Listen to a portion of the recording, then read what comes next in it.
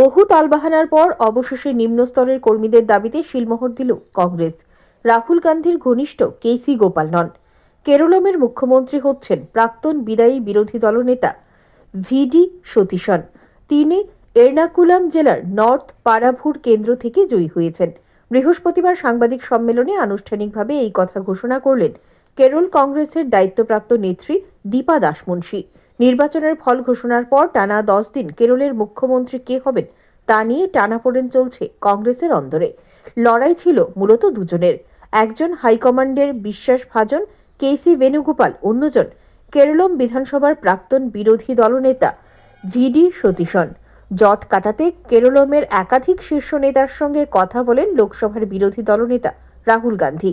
এমনকি রাহুল ইউডিএফ আহ্বায়ক অধুর প্রকাশ এবং কেপিসিসি শৃঙ্খলা রক্ষা কমিটির প্রধান তিরুভাঞ্চুর রাধাকৃষ্ণন সহ রাজ্যের বেশ কয়েকজন নেতার সঙ্গে দেখা করেন।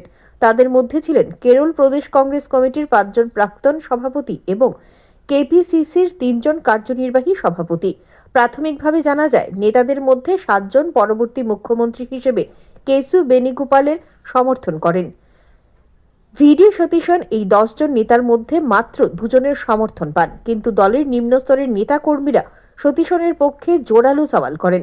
তাদের সাফ কথা, কেরলে কংগ্রেস জিতেছে ভিডি সতীশনের জন্য, তাই তাকেই মুখ্যমন্ত্রী করতে হবে।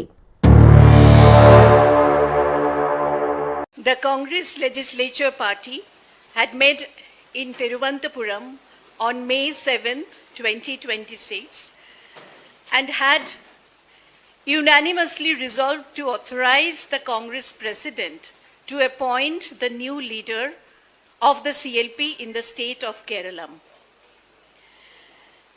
Accordingly, the Congress President has held extensive discussions with the chairperson of the Congress Parliamentary Party, leader of the opposition in the Lok Sabha, the AICC observers who had met with the newly elected MLAs on May 7th, 2026, and many other leaders from the state, including MPs, former PCC presidents, have also been consulted.